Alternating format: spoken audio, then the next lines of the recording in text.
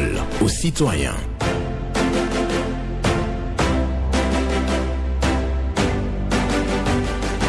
Parole aux citoyens.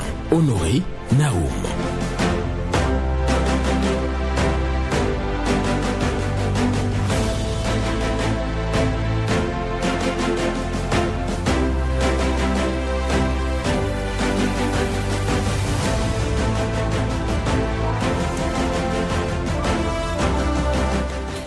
Un menteur n'est point écouté, même en disant la vérité. Un menteur n'est point écouté, même en disant la vérité. Un proverbe français pour la méditation du jour, ce jeudi 11 juillet 2024.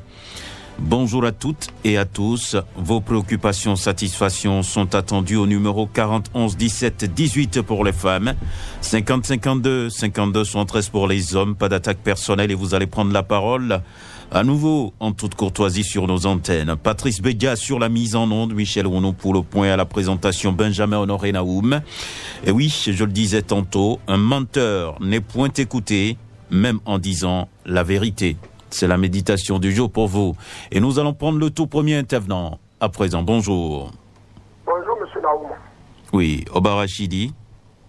Merci bien, monsieur le journaliste. Nous vous écoutons. Pour la méditation du jour. Merci. Et je viens toujours à la porte du DGPR, monsieur Soumaïla Yaya, par rapport à la circulation des personnes dans la zone Ouedonou, Togudo, Kaladi. La voie qui est barrée, il faut que le DGPR donne l'ordre à ces éléments afin que la circulation soit facile pour les terrains de Kodometa ou de Kaladi et environ. Parce que nous souffrons trop le martyr. Là où la voie est barrée, nous souffrons trop le martyr. Pour quitter le Ouedonou, pour aller à Kaladi, il faut aller faire tout jusqu'au niveau de l'échangeur avant de prendre la route de Kaladi. C'est très pénible pour nous. La deuxième préoccupation, nous demandons l'intervention de l'énergie pour que la voie de quittant Cotonou pour Ouida soit électrifiée. C'était mes deux préoccupations, M. Naoum. Excellente journée à vous, c'était Rachid Dioba. D'accord. Merci à vous, Rachid Dioba, pour votre passage ce matin à l'antenne de Radio Cotonou. On va espérer d'autres intervenants pour la suite de cette émission. Et oui, Oba Rachidi qui demande l'électrification réelle de la voie qui mène vers Ouida, qui coûte Cotonou pour Ouida.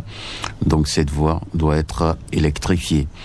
Et nous allons poursuivre avec un autre. Bonjour. Bonjour, excellent journaliste, M. Naoum et son technicien du jour, notre Alain Foucault. Bonjour à vous, Paul Chaudaton. Que Dieu te protège ainsi que le technicien, le personnel de la radio Cotonou. Amen. Ma première préoccupation de ce matin, j'invite encore le chef de l'État que le tableau est rouge sur l'étendue du territoire national. Nous sommes ses yeux et ses oreilles. Les Béninois souffrent. Tous les jours maintenant, c'est Févi et Nenouï.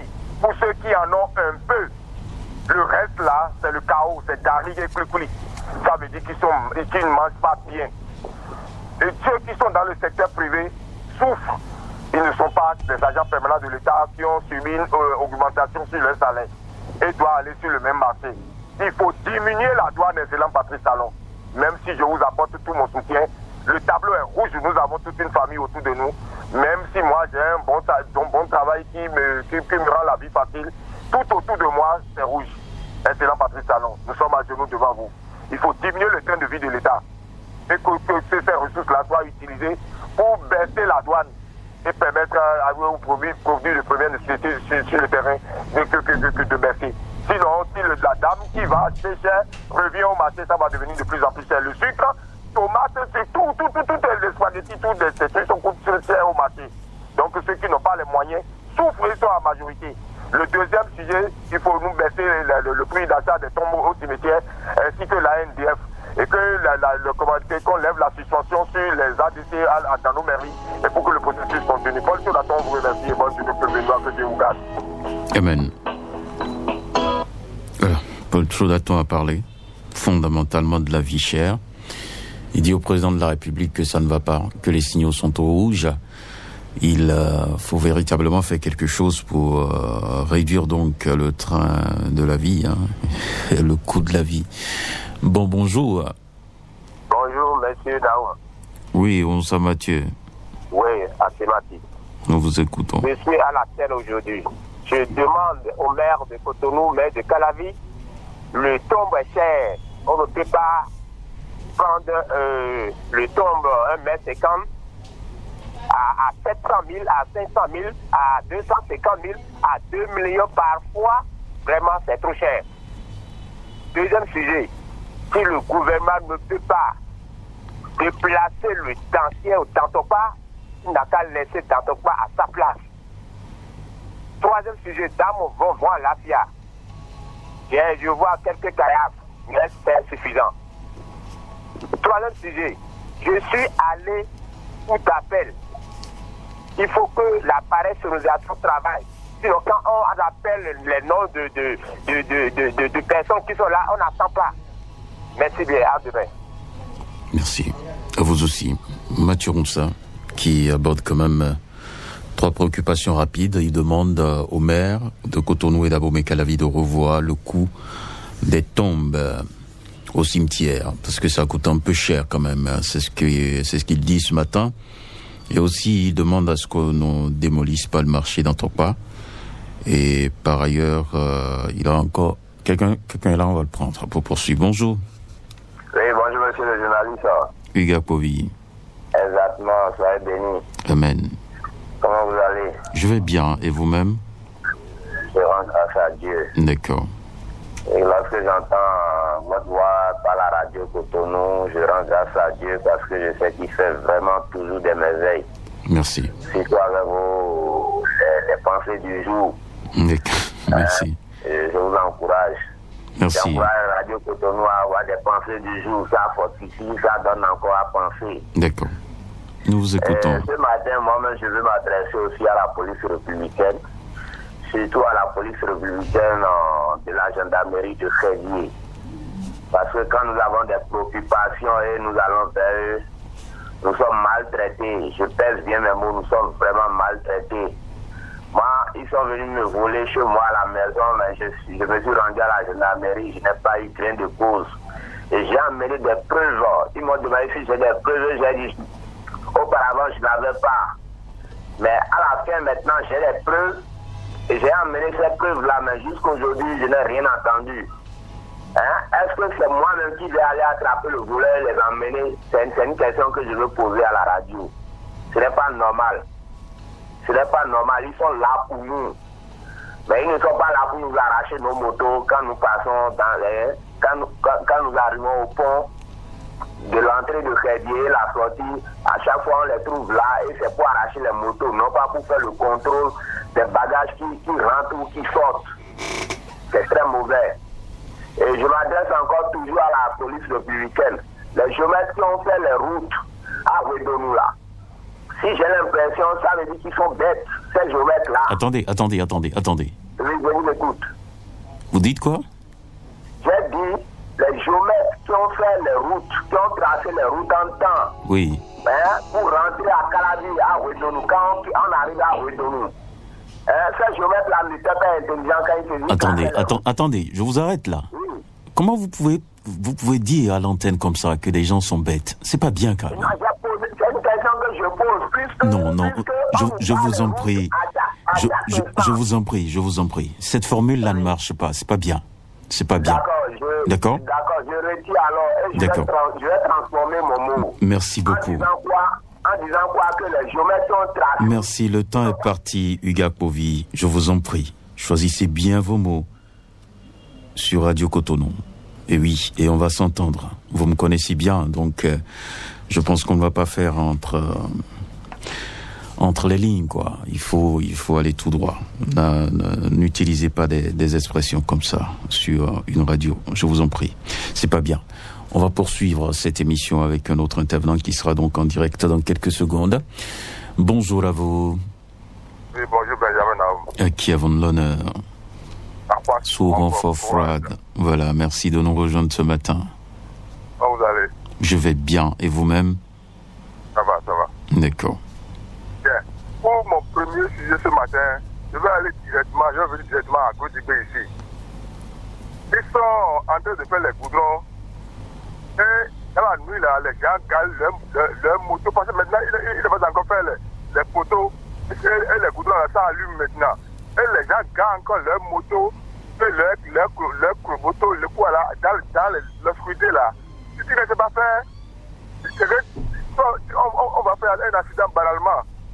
Ce n'est pas bon. Dans la nuit, même si vous laissez votre moto, même, il faut mettre ça en contact. Et tu fais le kilomètre, on va savoir que oui, il y a quelque chose là. Maintenant, il laisse le moto au milieu de goudron. C'est pas bon. Si maintenant, s'ils ont commencé à mourir, maintenant, on va dire qu'on a fait que les gens meurent. Parce que s'il y a un accident à cause du maintenant, il y a après les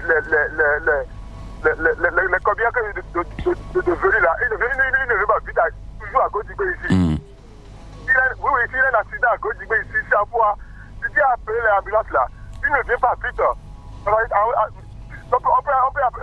Tu peux appeler à l'ADA, tout ça là. Les gens meurent déjà avant que les gens viennent. Maintenant, nous-mêmes aussi, la population, il faut qu'on va contenter le manière qu'il faut. C'est ça. Vous dénoncez donc un mauvais stationnement des tricycles sur la voie. C'est ça. Un assignement, c'est pas bon. D'accord. Merci beaucoup à vous, à Poisson en Faux Froide, qui vient dénoncer donc un mauvais stationnement des tricycles dans la commune d'Abomey-Calavi. Plus précisément, il parle de Glodjibé.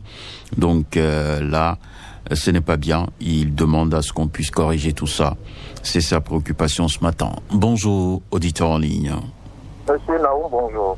Herman Matan. Merci. Nous vous écoutons. J'ai appris à travers les journaux qu'il y a un directeur d'école qui a été sanctionné pour avoir confisqué la convocation d'un élève qui devait composer au niveau du CEP.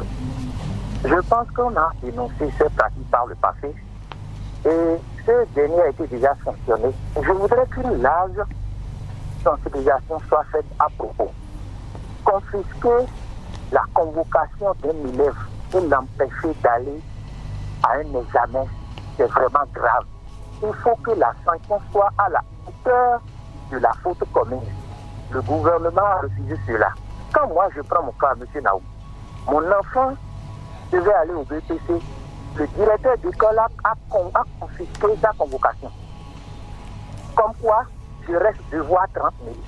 Mais j'ai dit, je ne vais pas l'appeler. Et c'est lui-même, il a envoyé quelqu'un amener la convocation là, de l'enfant à la maison. L'enfant est admis au BPC. J'ai deux autres enfants qui sont admis au bac. Et ça a été le même scénario. On a gardé la convocation sous prétexte que monsieur mettons pas 30 000.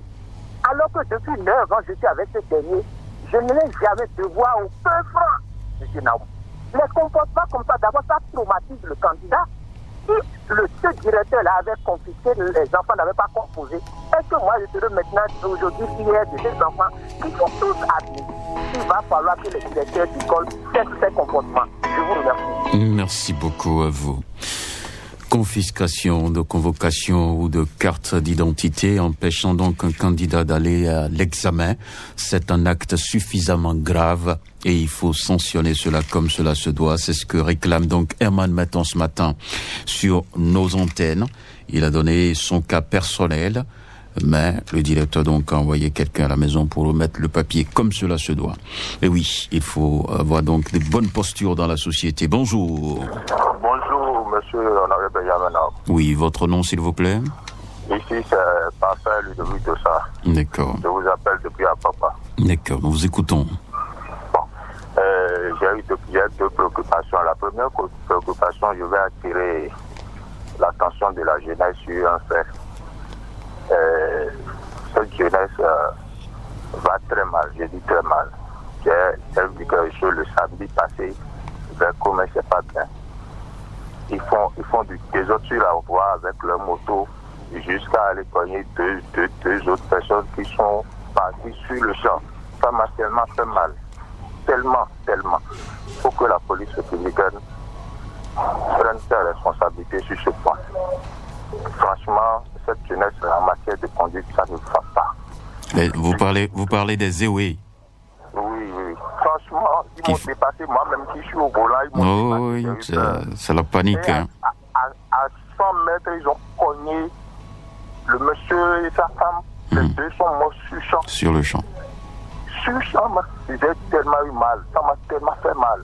Franchement, cette jeunesse-là, je ne sais même pas ce qu'ils traitent. Ils ont tellement le courage, on ne dirait pas. On ne sait même pas là où ils trouvent ça. Est-ce que c'est ça, c'est le courage même? C'est une folie carrément, il faut les guérir. C'est une folie. Et aussi, je veux demander aux parents de bien travailler sur leurs enfants à la maison. C'est ça. Psychologiquement. Allez-y rapidement sur la deuxième préoccupation. La deuxième préoccupation, c'est par rapport à notre voie et de nouvelles médecins qui va veiller là-bas. C'est pas du tout praticable. C'est pas du tout praticable. D'accord. Merci beaucoup à vous. Excellente journée à vous, Parfait Dossa, qui vient à l'antenne pour parler donc de la mauvaise conduite de certains jeunes en circulation. Ils causent même des accidents avec des morts, ce qui n'est pas bien. Et oui, si vous les voyez en circulation, vous avez peur. Franchement. Moi, quand j'en rencontre, je me mets d'abord de côté et pour que ces éléments-là puissent prendre de la distance avant de continuer la route. Ce n'est pas du tout bien. Bonjour. La fréquence municipale de Cotonou, bonjour. Sébastien Yonrosso. Exactement, Sébastien Yonrosso, c'est mon nom. D'accord. Et monsieur Benjamin Honoré Naoum, nous avions écouté tout à l'heure le président Eman Menton sur l'affaire des confiscations, des convocations des enfants. C'est très grave ce qui se passe. Je crois que le gouvernement est en train de sévir. Mais il faut que vous invitez le président Eman Menton sur l'une de vos émissions parce qu'il fait partie des... Il est parti, plus tôt que prévu. Voilà. Il va certainement revenir si on retrouve la ligne. Sébastien Yonrosso qui nous parle bien entendu de confiscation. Des convocations, bien entendu, des candidats aux examens, ce n'est pas une bonne chose. Oui, c'est une préoccupation évidente.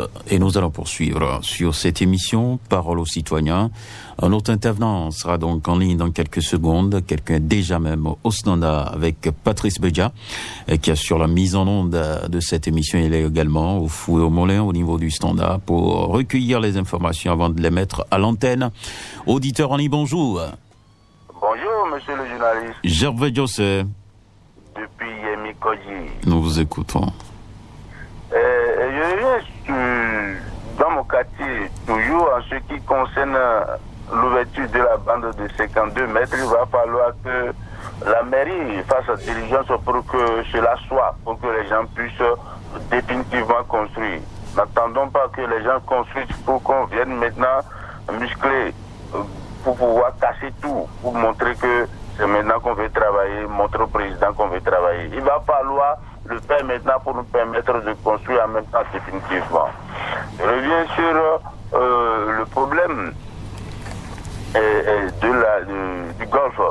Maintenant que nous avons maintenant un spécialiste à la tête, et locaux, il va falloir maintenant ouvrir la brèche pour que la famille qui se trouve à la maison difficilement en détresse, par rapport, parce que les gens n'ont pas pitié, il va falloir maintenant que les humains qui sont là maintenant le fassent maintenant pour que les gens puissent maintenant trouver ça, le pardon. Le vrai pardon passe par là pour que les gens puissent maintenant retrouver l'emploi. L'emploi, une famille, ne sont pas d'une famille, il faut voir tout le monde derrière. C'est ça le pardon. C'est ça, avoir le sang humain dans le cœur. Je pense que monsieur Loco le fera pour le bonheur de la population. Ce n'est même pas pour les journalistes, pour la population. Nous sommes en train de voir ça pour l'applaudir un jour. Je terminerai en disant, en ce qui concerne les dialysés, les autres gouvernements l'ont fait. Nous l'avons vu ici. En le faisant, le ciel n'est pas tombé sur le Bénin. Il va falloir maintenant le faire pour les dialysés. Merci. Voilà. Excellente journée à vous. Gervais José. Pour votre passage ce matin, ouverture de la bande de 52 mètres à Yemi Kodji. Il veut donc qu'on ouvre les voies et que tout soit tracé avant que les populations le construisent pour la durabilité. Ouverture du groupe de presse La Gazelle du Golfe, c'est le souhait de Gervais José, la réouverture, j'allais dire, de la Gazette du Golfe, c'est le souhait. Et aussi les dialysés sont en train d'appeler au secours. Bonjour, auditeur en ligne. Mes salutations, mon cher Naoum. Maurice Ogouchi. Merci pour la mémoire. Nous vous Vraiment, écoutons.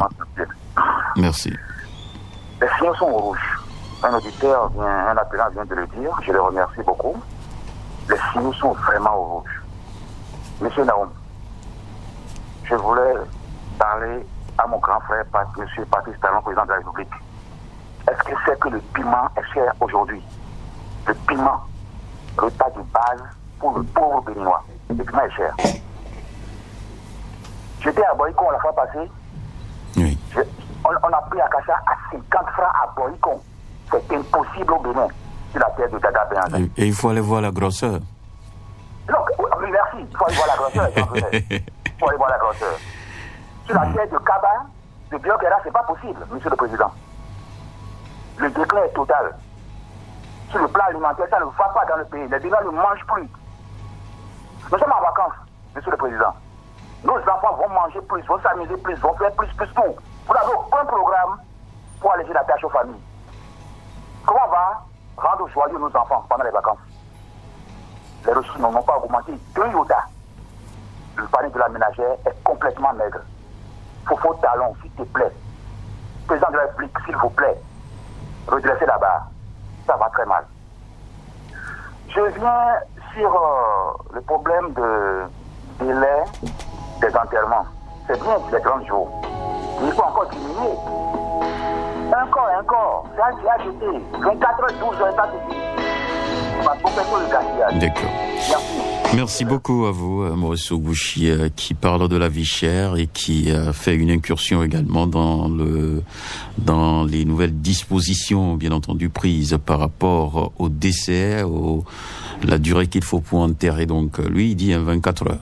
24 heures, 48 heures, il faut finir avec ça. Encore, on n'a pas besoin donc d'envoyer à la morgue. Voilà, merci. Et nous allons poursuivre avec quelqu'un d'autre. Bonjour. Bonjour, mon cher Naoum. Oui. Moussa Alidou. Affirmatif. Nous vous écoutons. Mon cher Naoum, je suis sur votre antenne ce matin pour vous dire que nous constatons aujourd'hui, en ce qui concerne la sécurité, j'ai vu que nos hommes en uniforme, vraiment, ils font de leur mieux. À part le bon Dieu, on leur aussi dit merci. Car aujourd'hui, nous circulons bien dans le pays et nous dormons bien, nous voyons bien. Tout cela grâce à nos hommes en uniforme. Et je passe par là en même temps pour demander à la population de vraiment collaborer avec nos hommes en uniforme, de leur donner des informations pour que le travail leur soit facile. Car là où ils ne sont pas des magiciens ni des sorciers. Il y a des choses qui se passent dans des coins. Si on voit ça, et on le courage d'aller vers eux pour leur dire ça, pour que la sécurité règne totalement dans le pays. Car aujourd'hui, vraiment, je dis bravo à tous les commissaires, à tous nos hommes en uniforme qui font beaucoup dans le pays. Sans oublier le ministre de l'Intérieur, Hassan Seydou, et aussi le DG, Soumaïla, Anabi, Yaya. Je leur dis encore merci pour tout ce qu'ils font dans le pays en ce qui concerne la sécurité. Bonne journée à vous, à tout à l'heure. D'accord. Bonne journée à vous aussi. Moussa Alidou, qui a quand même un regard bienveillant vis-à-vis de la police républicaine. Oui, même s'il y a des défis à relever, il faut féliciter les gens pour le travail qui se fait actuellement. C'est ce que dit Moussa Alidou dans son intervention, que je résume ainsi. Merci beaucoup à vous et nous allons poursuivre avec un autre bonjour. Bonjour Benjamin Naouma. Oui, votre nom? Mon nom c'est Paul Mpati, je vous appelle depuis Akpapa, Kowego. Nous vous écoutons. Ok, ma première préoccupation, je voudrais vous amener à Semekoji, village à Holuyeme. Aujourd'hui, vraiment ce que nous, les populations, nous voulons simplement, nous voulons la voix. Notre voix s'est dégradée complètement. Et nous dénonçons chaque jour que Dieu veut. Et le maire de Semekoji, le DST, il ne réagit pas. On ne comprend pas ce qui se passe. Ou bien, à Holuyeme n'a pas dans la commune de Semekoji. Il n'a qu'à nous venir nous dire ça à votre radio. Hein? Et On ne sait pas comment on va faire. Notre gouvernement de Patrice Talon vient allumer les lampadaires sur cette voie, sinon ça fait beaucoup de dégâts. Et les voleurs viennent braquer les gens dans cette voie. Deuxième préoccupation pour finir. Ils ont sorti une décision maintenant par rapport à si la personne est morte ou bien... Bon, au fait, ce que je vais dire à les hôpitaux, les sages, les docteurs, bien travailler à la personne qui est malade, n'a qu'à s'occuper les gens. Sinon, c'est ceux qui savent que les gens mourent, mais ça dans les morgues. En tout cas, ce que je veux dire ce matin, à tout à l'heure. D'accord. On a compris en tout cas. Merci beaucoup à vous. On va prendre le tout dernier intervenant à présent pour clôturer cette émission. Paul Pati, qui a même dépassé pas sa préoccupation par rapport au dossier des morgues, des décès. Il demande donc aux agents de santé de prendre bien soin des malades parce que les décès donc qu'on constate là, pour lui, c'est pas catholique quoi. Il faut demander aux agents de santé de prendre bien soin des malades. Bonjour. Bonjour, Benjamin Naoum. Oui, votre nom? Abraham Boudounou. Nous vous écoutons. Merci. Et je viens ce matin demander à notre président, je voulais lui dire que le quotidien des Béninois n'est pas bon. Le quotidien des Béninois n'est pas bon. Tout est au rouge. Et une fois encore, je demande de revoir le projet de délocalisation du marché d'Antoba. Si on devait délocaliser le marché d'Antoba, ce serait le coup de grâce aux populations. Ça, c'est ma première préoccupation. Deuxième préoccupation, que le ministre de la Justice envoie une correspondance à son homologue de la décentralisation, afin que les mairies diminuent les prix des tombes. Les mairies n'ont qu'à diminuer les prix des tombes pour que les gens n'aient plus peur de laisser les corps dans les morgues. Voilà ce que j'ai à dire ce matin. Agréable journée à vous. D'accord. Et c'est avec vous d'ailleurs que nous allons donc clôturer cette émission. Merci à chacun et à tous. Merci à tous ceux qui nous ont appelés jusqu'à présent. Si vous nous avez suivis également, c'est un plaisir pour nous. Et nous allons vous donner rendez-vous pour demain à la même heure. On sera encore là pour recevoir votre préoccupation, suggestion ou satisfaction. Patrice Bédia, Michel Ounou, Honoré Naoum, nous vous souhaitons une bonne journée. Citoyennes et citoyens, vos voix comptent. Radio Cotonou vous donne la parole pour recueillir vos